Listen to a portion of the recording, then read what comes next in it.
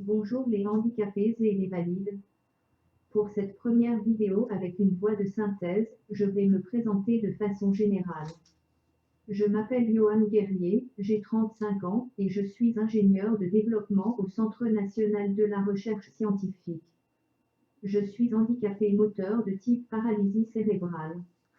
Ce handicap est dû à un manque d'oxygène à la naissance, car je suis resté coincé à l'embouchure. J'étais un trop gros bébé par rapport à la fine taille de ma mère, ou j'étais trop fainéant pour sortir. Il faut dire qu'il doit faire chaud et on doit être au calme là-dedans. Mon handicap me fait faire des mouvements involontaires et me fait parler comme Chewbacca. Cependant, contrairement aux apparences, je n'ai aucun problème au niveau intellectuel. Je suis ingénieur de développement au Centre national de la recherche scientifique et je travaille au laboratoire Lamy à l'Université polytechnique des Hauts-de-France. Mon but est de développer des aides à la communication pour les personnes handicapées moteurs avec des problèmes d'élocution. Durant mon doctorat, j'ai développé un logiciel nommé Comob, Communication et Mobilité. Ce logiciel permet à l'utilisateur de formuler des phrases à partir de pictogrammes. Il a été développé pour le contexte de la mobilité. Cela signifie que l'utilisateur peut formuler des demandes avec le logiciel dans les transports en commun. Par la suite, ce logiciel a été transformé en application web pour qu'il soit plus facilement accessible. Actuellement, je travaille en collaboration avec des collègues de Valenciennes et l'Université de Mons sur un projet pour développer une aide à la communication pour les malades de Parkinson. Nous sommes en collaboration avec le CHU de Lille et la société Dragonslid. Notre projet s'appelle Parkinson.com. Il a commencé au mois d'avril 2020 et il se terminera au mois de décembre 2022.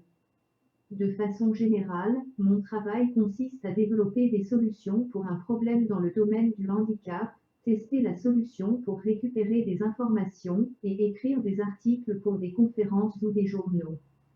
Pour finir, évidemment, je ne travaille pas trop car je suis fonctionnaire.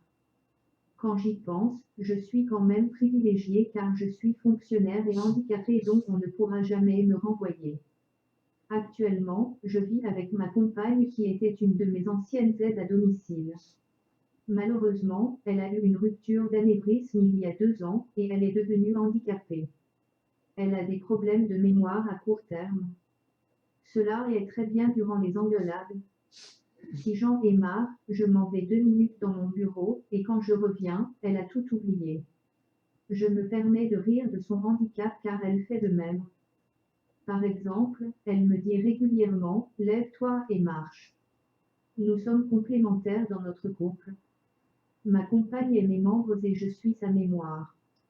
Sinon, nous avons tous les deux des intervenants à domicile pour nous aider dans les tâches. La rupture d'anévrisme de ma compagne s'est passée une nuit. Elle s'est levée avec un fort mal de crâne, vomissement, puis évanouissement. J'ai appelé mon père et les pompiers l'ont transportée en hélicoptère à Lille. Après 3 heures d'opération, ma compagne a passé 2 mois dans le coma.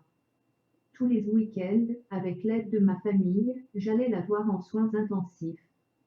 Au début, ce fut très difficile de la voir entourée de tant de machines et totalement inerte.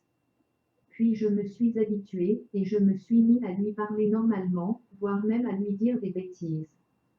À son réveil, j'ai rapidement compris que ma compagne avait d'importants de mémoire et qu'elle était retombée en enfance. Ensuite, elle est restée une année en centre de rééducation.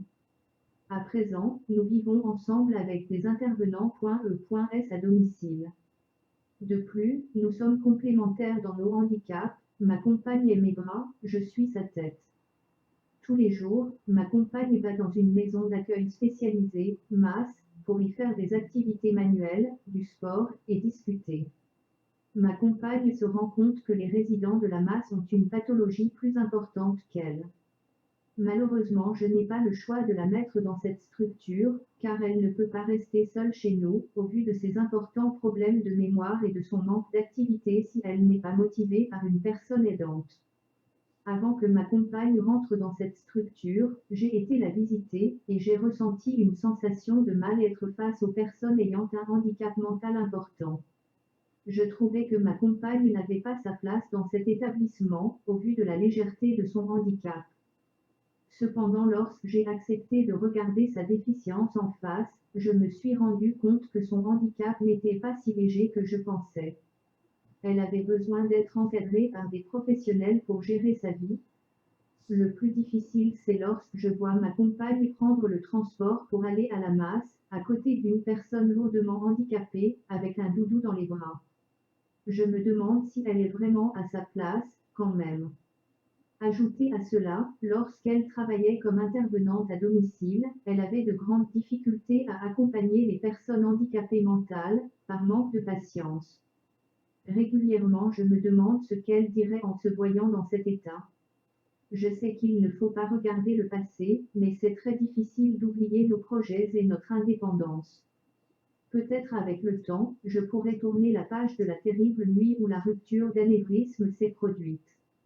À 35 ans, j'ai la sensation d'avoir eu plusieurs vies en une, avec beaucoup d'aventures et des moments joyeux, mais également compliqués.